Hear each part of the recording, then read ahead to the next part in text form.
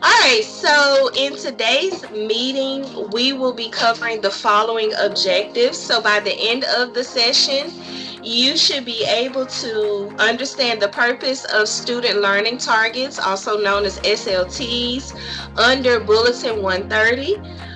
Learn the development process to create rigorous yet realistic student learning targets. We're going to review sample SLTs just to give you guys an idea of what it should look like. We are going to look at an SLT checklist, and guidance for development. We're also going to understand the Louisiana Educator Evaluation POP cycle, and then we will have some updates regarding mentoring matters. All right, so let's get started with understanding student learning targets. So again, this is part one of SLTs, the overview. In part two, which we will do in October, we will more so be talking about SLTs in terms of inputting them in the system and navigating the Louisiana Educator Portal. But for today, we wanted to do somewhat of an introductory lesson to what they actually are, what's the purpose behind them for those of you all that don't know, as well as, again, intentionally front load you guys with this information so that you can be preparing to develop your own individual student learning targets. Yeah. So, did somebody want to add something, or did somebody need to mute? I was just trying to find the link to sign in. Okay, here it is. I'm posting it again in the chat box. All right. So Bulletin 130, what is it? Bulletin 130 is a Louisiana law governing teacher and leader evaluations. It requires student learning targets, SLTs, be a part of evaluations, and we will talk about what percentage SLTs take up in your evaluation. Also, it sets the standard for SLTs. So when we talk about student learning targets, they should be measurable, ambitious goals for student achievement.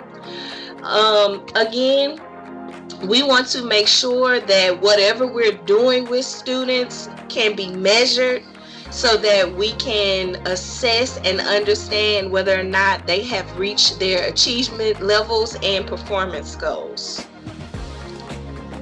So directly from LDOE, Bulletin 130 is also Law RS 173902, and it basically talks about the measure of effectiveness. So 50% of evaluation shall be based on evidence of growth in student achievement as determined by the board. Data derived from a value-added assessment model as determined by the board shall be a factor in determining evidence of student growth for grade levels and subjects for which value-added data is available, and shall comprise 35% of the overall evaluation. Each person being evaluated and his evaluator shall meet for the purpose of discussing the student learning targets of each student. Student learning targets not discussed in a meeting between a person and his evaluator shall not be used in that person's evaluation. Policy Bulletin 130 requires SLTs to include evidence of growth in student achievement, progress towards predetermined student learning targets as measured by state-approved common assessments where available, shall inform the student growth component of the evaluation. Goals which express an expectation of growth in student achievement over a given period of time, and common measures for assessing attainment of those goals, such as an identified assessment or a body of evidence. So when we think of student learning and achievement, it is important that you understand, especially as a new teacher, what are we doing here? Every single day when you show up in your classroom, there should be a goal. Every single day there should be an objective. What are we doing? What do students need to know? From there, you need to have something to measure. How will you know students have learned what you have tried to teach them to know? And then from there, from that data, you just continue to reinforce and rebuild.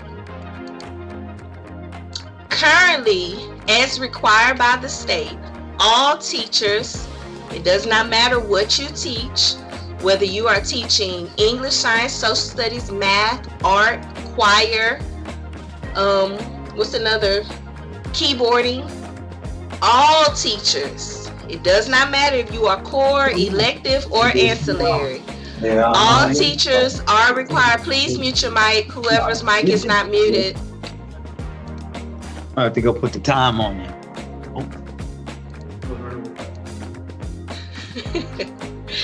Alright, all teachers are required to submit 2 SLTs in the Louisiana Educator Portal to be evaluated on. Alright, in order to develop those SLTs, in order to measure them, they must be measured based upon a state-approved assessment or an agreed assessment. For principals and administrators, they also have to submit 2 SLTs.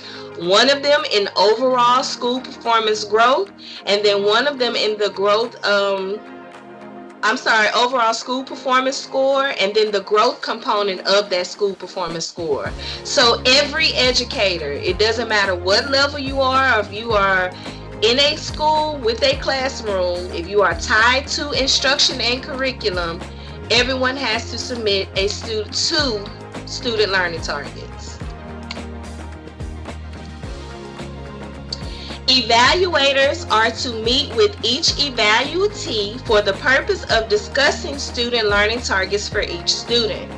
Again, in your evaluation cycle, you cannot, any student learning target that is not discussed between the mentee and the evaluatee and evaluator cannot be used in your evaluation process, all right?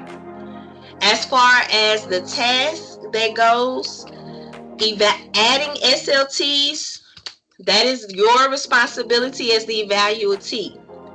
Accepting SLTs, so once you say, hey, this is my student learning target, you're going to put it into the system, your evaluator goes into the system to accept it. You then report the results of that SLT, and then the evaluator will rate it. That is the process.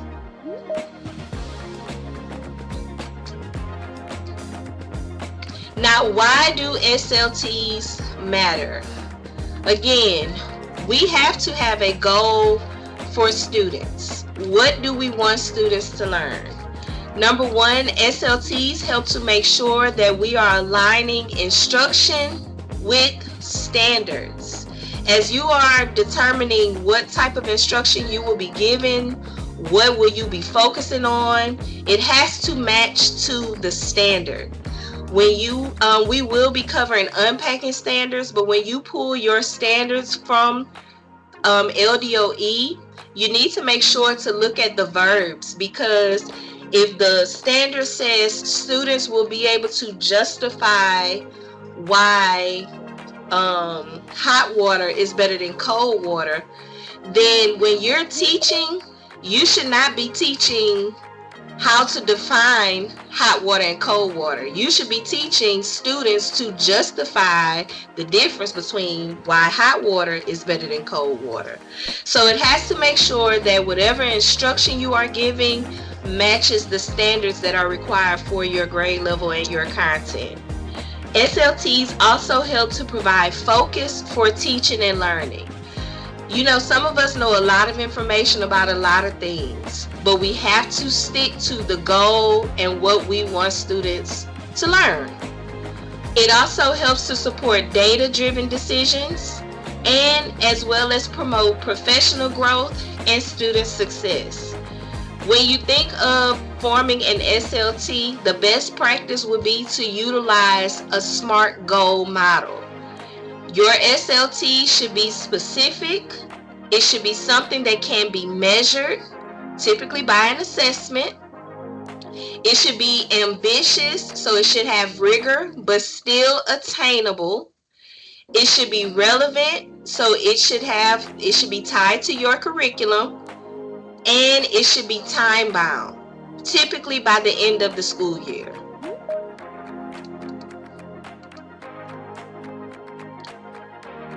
So the development process, Ms. Victorian broke it down to a 5-step process. I will also, when I add the presentation into Google Classroom, I'll be adding a checklist as well as a guidance for you guys. But step number 1, when you are looking to begin developing your SLTs, you are going to need your curriculum, the standards. I have linked the state website where you can go to pull your standards if you have not already done so. It is September, so by now instruction is going on. You should not just be in there teaching what you want, y'all. I know some of us like to, but we have to stick to the curriculum, okay? Once you have identified your standards and priority standards, then you also will need to select assessments that can be utilized to measure that standard. So whether it is a district benchmark assessment, a state assessment, or a teacher created assessment, how will you measure this standard? Once you have identified the standard, the assessment that will be used to measure, then you want to look at baseline data. By this time, all of us, no matter what you are teaching, should have administered some type of diagnostic or pretest. That is your baseline data. Whether it is you're looking at your Dibbles pretest, whether you are looking at your biology pretest, everybody at this point should have administered an assessment to gauge where students are before you start full instruction with them. From that pretest, from that data, all right, you want to group your students based on performance levels. Who is unsatisfactory, who is at the basic level, who is at the mastery level, and who is at the advanced level. And then from there, you want to set a growth target. So if you've given your diagnostic exam and you see that only 35% of your students have achieved mastery on the pretest, then of that 35%, we want to grow and increase that number. Now, how much of an increase? So whether you want to say, I want to increase it by 10%, I want to go from 35% mastery to 45% mastery. That is totally up to you, or if they are providing you guidance at your school site. However, you have to set a growth target. And then you must plan. How are you going to get your students to hit your target? If your goal is to have 100% of your students at a mastery level, then what instructional strategies are you going to put into action to get them to go to 100%? My picture says a standard answers the question, where am I going in my learning? Learning targets show students the path to get there. Some common challenges that we see when people are developing SLTs. Sometimes they are too vague, all right? So sometimes it's just, I just want all the students to do well. You can't say that. You have to be specific. You can't say, I just need students to perform at, get an A. Well, what is an A? What is that percentage? How many students had an A before you started teaching them? And how many students do you want to have an A after you taught them? Sometimes people don't have any baseline data. You have to utilize data. It has to be some type of diagnostic assessment, or you can use a formative assessment. But you have to have pre-data so that you can understand where students are, so that you can set a target for them. And then sometimes we are overly ambitious. Make sure you are balancing rigor with realistic growth. All right, we know that a lot of our students have learning gaps and learning deficits. However, we have to teach them at grade level. You have to teach them at mastery level. Last week, we visited Glen Oaks, and we were speaking with one of the educators there, and we were just discussing how she was noticing that a lot of students had a significant learning gap when it came to multiplication. And when you consider all things, all factors, which I had to talk with her about a perspective, I said, well, think about it like this. Number one, it was 6th grade math. I said, number one, students that are in 6th grade when COVID hit, they were in 1st grade. So that means that they probably had no 1st grade at all, because realistically speaking, that's what happened. When for 2nd grade, they were hybrid. So some of them probably were at school, some of them probably were still at home. And then by 3rd grade, they had to go take the LEAP test. And it is, so yeah, there are significant learning gaps. But the question is, are we going to complain and let it defeat us? Or are we going to plan and try to still teach them up to mastery level?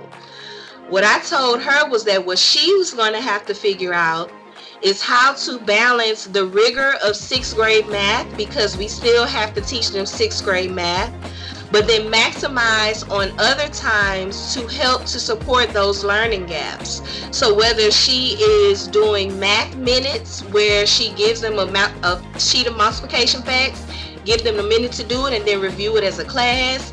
She can do anchor charts to help support multiplication. I told her to print out multiplication charts and take them on their desk so that they can utilize them at least for the first semester. But the goal is, we have to reach that goal. I encouraged her, whatever you got to do to support them to reach that goal is what you have to do. Her question was, well, do you think that that's doing too much? And I said, well, that's what we're here to do. The whole perspective of being in the classroom, and I want to frame that for you all, is, remember, this is practice. When you're in the class with your students, everything you're doing with them is practice. Yes, we're assessing them. Yes, we're assigning grades. But we know that the big goal is to perform well on state assessments at the end of the year. So don't be discouraged if you notice they're having issues learning something, or there's a learning gap, because everything we're doing with them is practice. If you got to give them every single thing up until, because what I told her, I was like, well, give them as much as you can in the first semester, and then in the second semester, start pulling back slowly. And that is going to help hit those learning gaps, as well as prepare them for that assessment that's coming. So I just encourage you all to just think and reflect on what is best to get your students to hit those goals, especially when we are developing student learning targets, because this is how you will be measured as far as if you are effective in your job. So I want everybody to respond to this in the chat box. So think about what you teach. What is an assessment that you have administered? Because again, we're in September, it's mid-September. By now, everyone should have done at least somewhat of a diagnostic. And what is that assessment that you can use to gather your baseline data? All right, let's drop it in the chat box. You guys have 2 minutes to respond.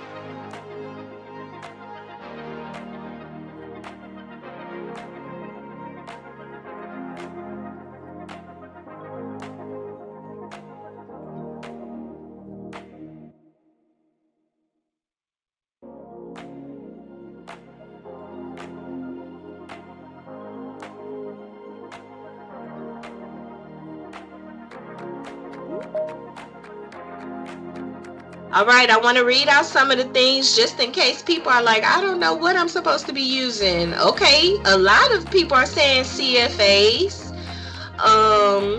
Ms. Fink says ELA pretest benchmark and the math pretest benchmark.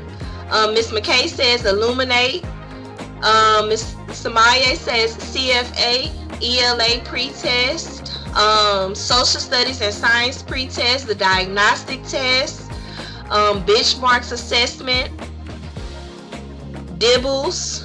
All right, but what are some assessments that you can look at baseline data? Because whatever target you set at the beginning of the year, whatever standard you align that target to, you have to make sure that you assess them on that same target standard so that you can get that data. Ms. LaDove says the math screener. Ms. Bay says CFAs. By now, the student should have mastered a particular skill. Ms. Moore says she did a pretest in Illuminate. Ms. Dex says, not even up there. Okay, I see what you said. Benchmark assessments, student skill checklists. Do we have any people in here that are our elective teachers? What are elective teachers using to get baseline data? If I'm in art, what is a standard that you guys can look at so that I can get data from it? Because that's where you should be setting your SLT. It has to be aligned to a standard tied to curriculum. Now, Mr. Worley said Google Forms. Google Forms would be the tool to create an assessment, but what is the assessment that you are going to give students before you teach them specifically on a certain standard, and then at the end of the year measure them? Mr. Rykov or Miss Rykov says Mr. Rykov. He says I use the ESL benchmark as a pretest and the ELPT test results. Elective here, STEAM Science Standards K through 12. And I really ask y'all because I want y'all to really understand that it has to start with standards and an assessment. All right, we have to have a plan that's very specific. Remember that when you are developing your SLTs. So let's look at some sample SLTs that Ms. Victorian was able to find. All right, so this comes from a 3rd grade ELA class. So this teacher, the baseline data, 55% of the students performed at or above grade level. So when this was a beginning of the year diagnostic test, the expected growth, so she has the expected growth goal. She wants 80% at grade level or above by the end of the year. So on the same test, end of the year benchmark. Her exceptional growth is going to be 90%. So the minimum amount of kids she wants to move is 25%. If she hits exceptional growth, that will be an increase of 35%.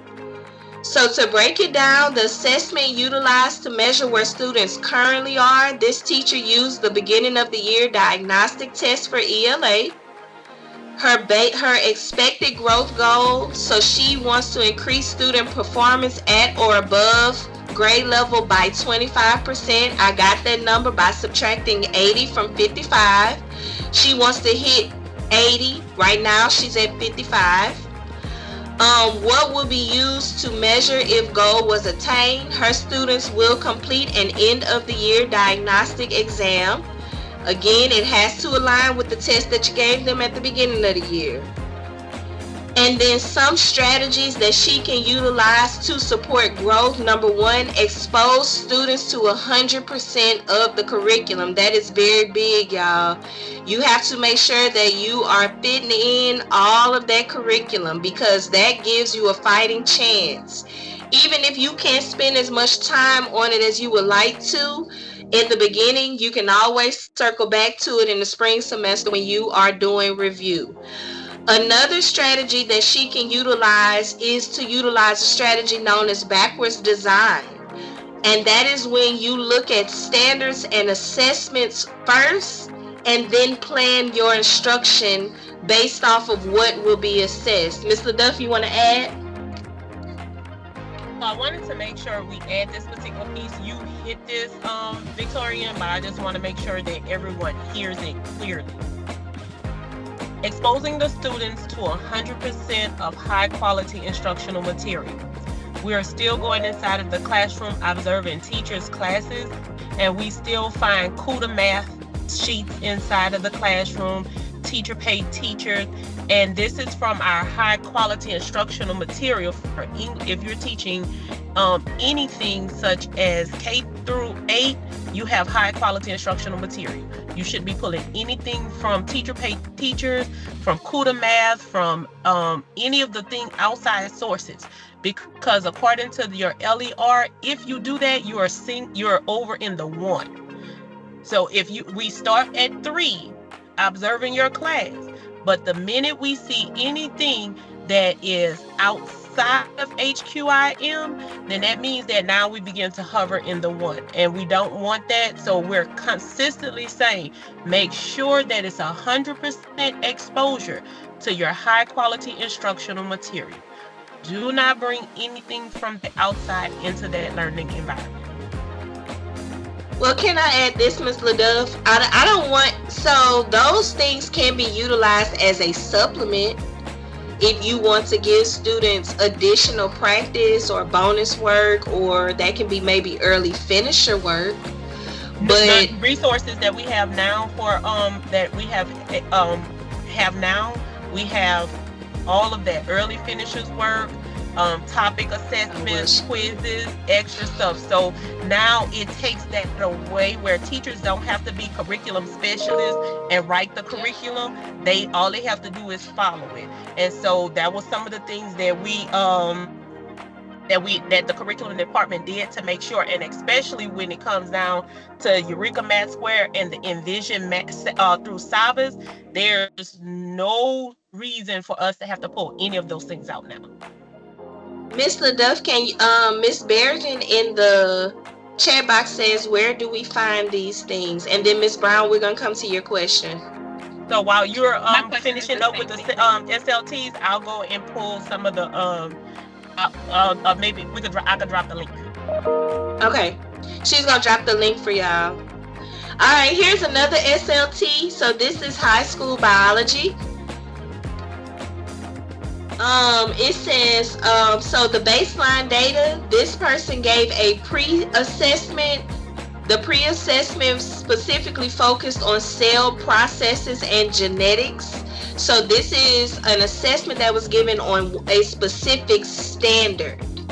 All right, so this person, the baseline data, 40% of the students mastered it.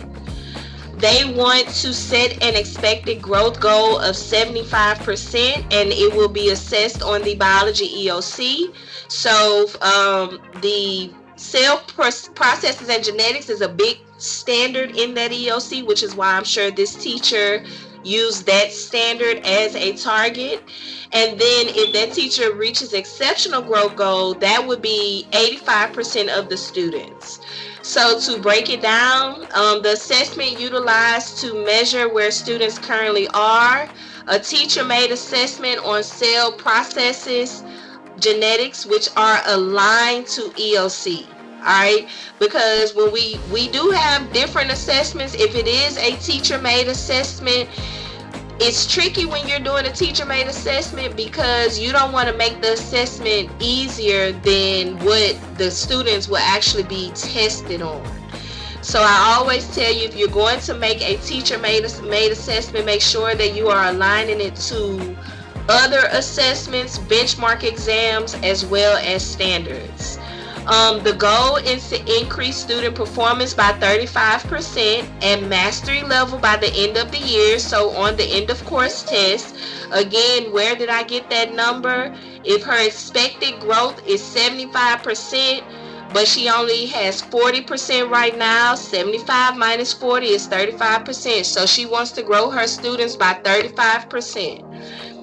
What will be used to measure if the goal was attained? So at the end of the year, students will complete the biology end of the course test, and that teacher can go and look at the breakdown of questions to see how students specifically performed on the standard aligned to cell processes and genetics.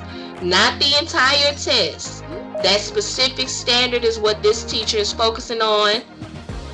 Some strategies to support student growth in this area. Again, expose students to 100% of the curriculum, high quality instructional material.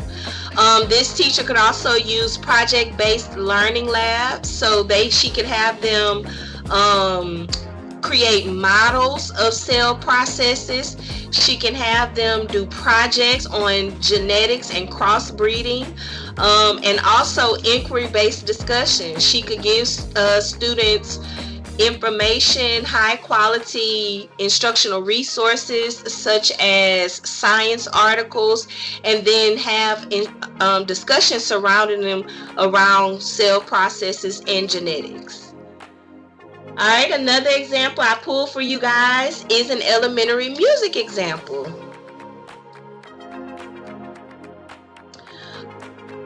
Hold on, Ms. Pritchard, we're going to answer that question. Or Ms. LaDuff, can you answer that question in the chat box? Ms. Pritchard says, what do ESS inclusion teachers use for data when we're not the teacher on record for the classroom?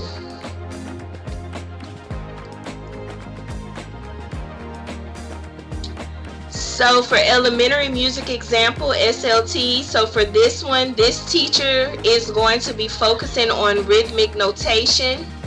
So at the beginning of the year, only 20% of her students can read rhythmic notation. Her goal is for 75% of them to be able to read and perform rhythmic notation by the end of the year. Her exceptional growth goal will be 85%. So assessment utilized, this will be a teacher-made assessment on rhythmic notation. The goal is to increase student performance by 55% of mastery by the end of the year. What will be used to measure if this goal was attained? Students will complete a teacher-made assessment measuring reading and performing rhythmic notation. And then strategies to support student growth to achieve this target. This teacher could utilize real-world experiences, so she could take her students to concerts or musical performances. Hands-on learning, so of course actually practicing reading and performing rhythmic notation, and then expose students to various learning styles. So when you're talking about reading and rhythmic notation, what does that look like for jazz music? What does that look like for R&B music? What does that look like for rock music? But the goal was for you guys to see how that information should be processed. For ESS inclusion teachers, Miss LaDuff responded. She said you can pull out your students from the diagnostic data to create your SLT because you should be pushing in. Ms. Coxey, you would need to contact the ESL department to see what diagnostic exams they have available for you all to administer. If there is another Spanish teacher on the call that has already administered a diagnostic, please drop it in the chat box to help Ms. Coxey out. We want to, because we all one big family, guys. Mr. Rykoff says there is a benchmark ESL test, Miss Coxey, and the window closed on the 15th, so you may need to email Mr. Rico. He says there will be another. All right. Here is a checklist that I will put in Google Classroom for you guys. But again, it is something that you can utilize to guide your thinking around formulating your SLTs. So checklist number 1, content area and standards. So what standards or priority skills does this SLT address? So this is where you should be listing specific Louisiana standards, grade level expectations, or your course objectives. What assessment will you use to measure this standard? What is the baseline data? So where are students currently? And then what is the target? So what are you expecting? How much are you expecting them to grow? What is going to be the expected growth? And then if you want to hit exceptional growth, what does that look like? So it's almost like you're developing your own rubric for how, based upon how you want to be evaluated. And then rationale, why is this SLT important? So again, making sure that it is aligned to state assessment, state curriculum, and then instructional strategies. What is going to be the action steps that you are going to take to get students to hit your target growth area? Here's another way to look at it. So as you're writing out your SLTs, check for alignment. So is this SLT based on priority standards or critical skills? Is the SLT aligned to Louisiana state curriculum and assessments? Assessment, does the SLT use a valid and reliable assessment? And does the assessment match the rigor of the standards? Again, pay attention to that language, because if a standard is saying that students have to be able to model something, then you don't want them working on definitions. That's not going to match. All right. Baseline data. Did you include baseline data in your SLT development? Is the baseline data clearly connected to the chosen assessment? And then targets. Is the expected growth target rigorous yet attainable? Is it exceptional growth target as a stretch target? And are goals measurable and time bound? End of the year or by the end of the grading period? When you're looking at your instructional plan, have you listed strategies or supports that will help students achieve the goal? Do strategies include differentiation for diverse learners? We will be covering differentiated instruction at a later date. And then clarity. Is the SLT written in a clear, specific, and concise language? And could another teacher or evaluator understand your goal?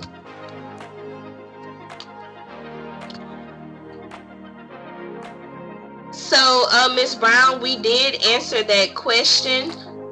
Ms. LaDuff says for ESS students, you can pull your diagnostic data for those students, for just your students to create your SLT. So whichever students you specifically work in, you would need to meet with their probably ELA and math teachers to get those specific data just for your students to be able to develop that SLT. And then I would also reach out to the ESS department for guidance for specifically how they want you all to set up your student learning targets. Thank you. Yes, ma'am. All right. Now we are taking questions before we move on to the pop cycle. Any questions? I know we have some in the chat box that we've been answering. Let me see if there's some new ones. I think they've been asking them. Ms. LeBlanc said pre-K curriculum is Frog Street. How can I write an SLT, or do I base it on the pre-test? Ms. LaDuff says reach out to your pre-K department. That will help you write your SLT. If there is a pre-test, Ms. LeBlanc, then that is the baseline data. So you could pick out priority standards from that pre-test to help develop your student learning targets. We're taking questions right now on SLTs, guys. We're about to move on to the pop cycle. Any questions? You can unmute if you just want to ask. Miss Fink, yes. You will be putting your SLTs in the Louisiana Educator Portal, and that's what we'll cover in October, that portal. But, well, it may have already been done, but it will be put into the Louisiana Educator Portal.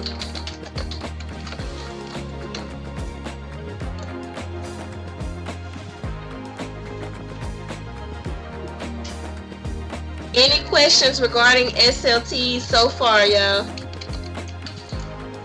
Again, this is just an overview as well.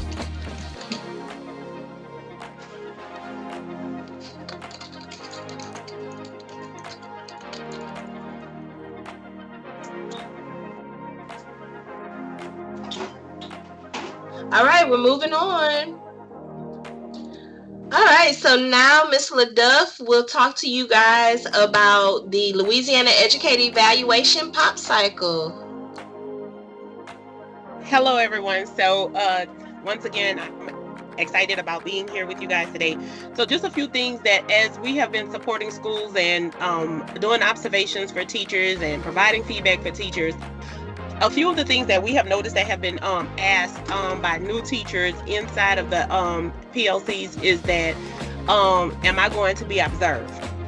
And they were, some of our teachers were confused on an observation and a walkthrough. So I just want to be clear that a walkthrough can occur at any time during the week. You could have 1 to 2 people that come in to do a walkthrough in the course of a day. You may have, depending on what they're looking for or what they're seeing, you may see 2 or 3 visits within a week. However, when we start talking about an actual observation, an observation happens over a span of time. So with the new LER that we have now, we have what we call a pop cycle. So that means that if you are in cycle 1, some of our new teachers are in cycle 1, and some of you have already begun your pre-conference and have already had observations to occur. But when you have your pop cycle, the first thing that you have to recognize is that before an observation even occurs, it have to have a pre-conference. Go to the next slide, Tiff. So before I even go to the pre-conference, I want to make sure that everyone understands. If you are a teacher that's within their first 3 years of teaching, notice that it's indicated according to Bulletin 130 that 3 observations shall be conducted. 1 of the 3 must be announced. And that means that if it's going to be an announced observation, that's when your pop cycle begins. So that means that you will actually sit down with the principal, whomever is your evaluator, and you will begin the pre-conferencing process. So I'll explain a little bit more about what you should bring to that pre-conferencing when it's your turn. Okay, but then of course, if you are a teacher with 4 years or more, and I don't think we have anybody on here that has that, but they will do an unannounced, and they have to have a score of I think it was a 2.5 or 3.5, a 2.5 in order for them to be able to move out of that cycle. Yeah, I'm sorry, 3.5. If they're below a 3.5, then they have to do an announced one. But for many of you who are on this platform, you're in the 3 observations, 1 of them being announced. And for many of the principals, they have already begun scheduling those announced visits. One of the things. Let me say this, Ms. LaDuff, I'm sorry. And when we say announce, that means that they are letting you know we are coming in to do an evaluation ahead of time. That's what that means. And it's going to be some things that take place prior to them coming in. For instance, when you do your pre-conference, you have to come to your pre-conference with some questions that they're going to give you already answered. You have to have your lesson plan. You have to have your artifacts as to what it is that the students will be doing inside of the classroom. All of those things take place before the observation even began. And the conference normally lasts anywhere between 10 to 20 minutes. And that's where you will sit down and say, okay, this is the bell ringer. This is the standards that I'm addressing. This is the success criteria. We will know that students are moving toward mastery if they're able to do these things. This is the activity that the students will be completing in class. This is what the activity, you should have an exemplar of the activity. This is ultimately what the students should be able to produce. And so all of this takes place well before the observation even begins. Now, during the observation, and so I think I talked about all of this, what all you need to bring in. student work analysis, share information that establish the need for the lesson, pre-assessment, student work analysis, standards, HQIM, all of that has to be there. Go to the next one. This is the part that everyone needs to see. So your evaluator will come in to observe you in real time. So that means that you're in a class, you will choose the class that they're to come in, the time, to make sure that the evaluator do not have any conflicts with their schedule, because they have to observe your class. So if your class is 90 minutes, they have to stay the entire 90 minutes. If your class is 45 minutes, 45 minutes they have to be within the class. They cannot, they will not leave out early. So they're going to actually watch your observation from beginning at the start of the bell ringer to the end with the conclusion of the exit ticket. Okay, so for announced observations, the observer schedules the date of the observation with the teacher. So you're going to be well aware of when your observation will occur. Unannounced observation, the observer could determine the subject and a class to observe and check the school class or calendar to avoid scheduling conflict. And as you can see, the entire lesson has to be observed. The observer will review the lesson plan and supporting documents prior to observing the lesson. And then the observer will block out that time for the observation and plans for student artifacts to review. So the reason why we're saying is to make sure that you give the artifacts and the exemplar, because I'm just going to say this, during that lesson, and do not be alarmed if your principal come in and mic you. And when I say mic you, put a little mic on you or whatever so that they can capture it, because they have to script the lesson to be able to hit those pieces of the LER. So what many of the principals have done, have bought these little devices now that will to capture everything that the teacher is saying, every question that you ask, every response that the student is getting. It downloads it to their Google document so that they can have your whole entire lesson scripted, and then they can go back and begin to answer those questions as it relates to the LER. When it gets to the part of what the students are doing, that's when they're going to be looking for those artifacts. So it's going to be important that you have already shared them with the principal, as well as give them an exemplar. So as they're looking at the student work, they can make a determination as to whether or not this activity achieved its purpose, which is moving the student closer to mastery of that particular standard. Go to the next one. So now, so I'm gonna pause right here and allow anyone to ask questions as it relates to observation before we talk about the post-conference. Any questions on the observation or the pre-conference? I know it's a lot of information, y'all, but again, that's why we wanted to cover it with you guys, because these things will be happening soon. And started. If they're not already started, and then again, SLTs are going to be due October 31st. And so we want to make sure that you guys are, number one, aware, and number two, comfortable enough to start preparing to get these things done. I don't see any additional questions in the chat, so I'll go ahead with the post-conference. So one of the things with the post-conference, two things are going to happen in post-conference. One, they're going to look at two areas of the rubric, which is reinforcement and refinement. So I wanted to make sure that we are clear on what reinforcement is and what is refinement. Of course, when it's reinforcement, that means what you did really well inside the classroom. What's your strength?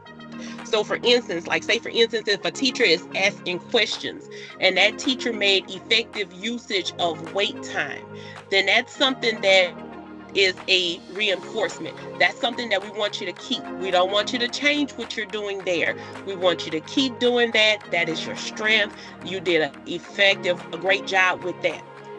Refinement is where there's gaps or a weakness. And so you're not as strong as you should be in that particular area. But refinement is not about the principal saying, oh, you didn't do this, you didn't do that, your board looked like this, the students was off task. That's not what refinement is. Refinement is the principal or your evaluator going through it to help you create a plan around strategies that will help you become a stronger teacher in that particular area.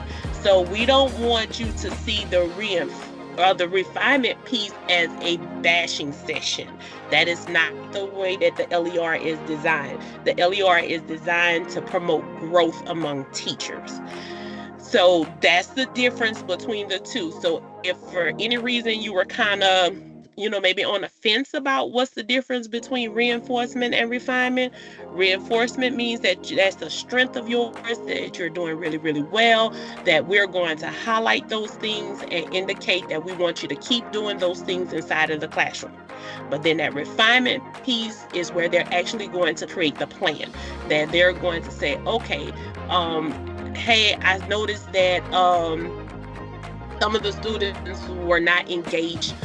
Let me not use that one. Let me use this one where, oh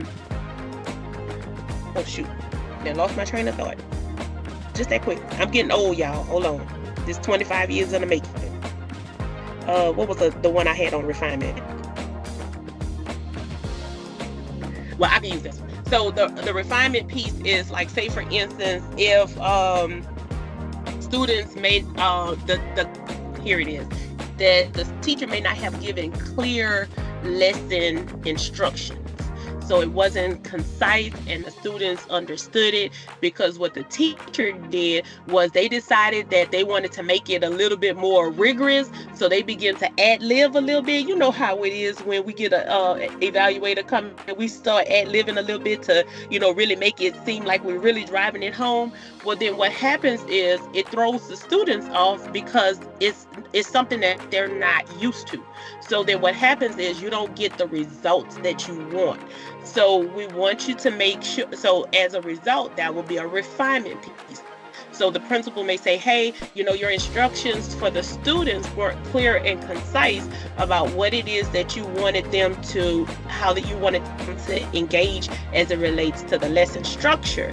So let's look at some strategies that will help support you around this area. And then what they're going to do is going to give it specific.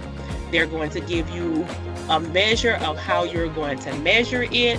They're going to give you a timeline, all of those things as to when this process, when it begins, when this cycle begins, and when it ends. So that's the purpose of the post-conference. That's the reinforcement and refinement piece. And then, of course, during that post-conference, they will share their ratings with you.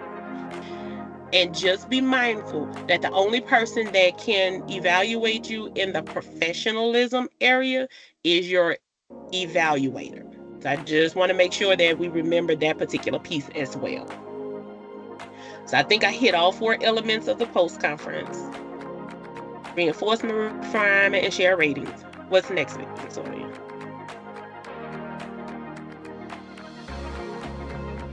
Okay. So this is the other piece that we want to make sure. So tonight, Ms. Victorian has talked about the 15% of SLTs. And then, of course, I've talked about the POP cycle of the 45% of your observation. VAM comes from your student growth. So one of the things that, and I'm just going to speak just a little bit on it, but not going to get too deep into the weeds of everything as it relates to VAM. But it's going to be on how you grow students. Like, are our students hitting their targeted growth?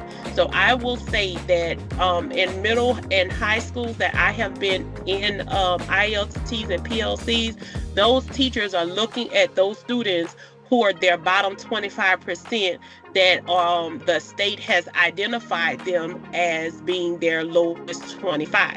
The teachers have already identified how many points that they need to grow in order to get to their next achievement level.